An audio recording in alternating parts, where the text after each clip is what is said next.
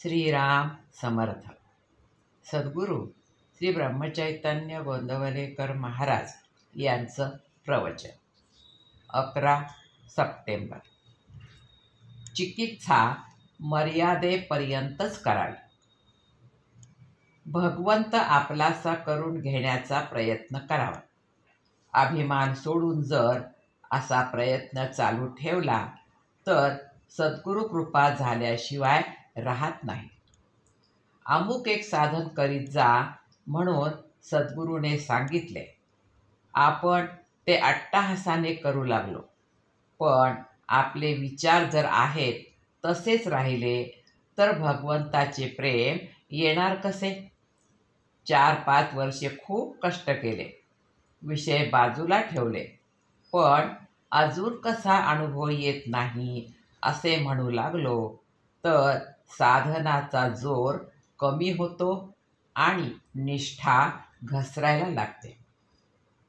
जे काही होणार ते सद्गुरूच्याच इच्छेने, त्याच्याच प्रेरणेने होते अशी आपली ठाम श्रद्धा पाहिजे. साधनाचे प्रेम तो भगवंतच देतो हे आपण विसरून जातो. आपण पूर्वी काही साधन करीत नव्हतो, ते आता करू लागलो असा साधनाबद्दलचा अभिमान बाळगू लागलो तर काय उपयोग? सद्गुरूच्या पायावर एकदा डोके ठेवले की काहीचे काम होते. यात सद्गुरू पक्षपात करतात असे कसे म्हणता येईल? आपलेच कुठेतरी चुकत असले पाहिजे याचा विचार करावा. आजवर देवाचे नाव घेणे बरे असे वाटत होते, परंतु घ्यायचे काही जमले नाही. ते आता घेऊ लागलो, हे त्याच्या कृपेने घेऊ लागलो हे नाही का समजू? प्रपंचात मनुष्याला धीर हवा. आपण भगवंताच्या स्मरणात निर्धास्तपणे असावे. फार चिकित्सा करण्याने नुकसान होते.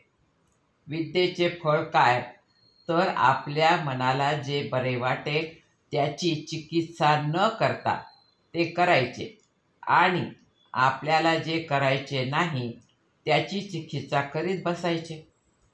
चिकित्सा मर्यादेपर्यंतच असावी. ती मर्यादेबाहेर गेली की आपण काय बोलतो हे आपल्यालाच कळत नाही. एक मुलगा रोज तालमीत जातो आणि चांगले दूध तूप खातो, पण तो जर दिवसेंदिवस वाळू लागला आणि हडकुळा दिसू लागला तर त्याला काहीतरी रोग आहे असे नक्की समजावे. त्याचप्रमाणे सध्याच्या सुधारणेने माणूस पाण्यावर, हवेत, जिकडे तिकडे वेगाने जाऊ लागला आहे खरा, पण तो दिवसेंदिवस जास्त असमाधानी बनत चालला आहे. हे काही खऱ्या सुधारणेचे लक्षण नाही. परिस्थिती वाईट आली म्हणून रडू नका, कारण ती बाधतच नसते. कोणत्याही कालात, कशाही परिस्थितीत आपल्याला आनंदरूप बनता येईल. आजपर्यंतचा आपला अनुभव पाहिला तर आपण केले असे थोडेच असते. म्हणून परिस्थितीबद्दल फारशी काळजी न करता आपण आपले कर्तव्य तेवढे करावे. आपल्या वृत्तीवर परिणाम होऊ देऊ नये. अभ्यास केला तर थोड्या दिवसात हे साधेल. आजचे बोधवचन.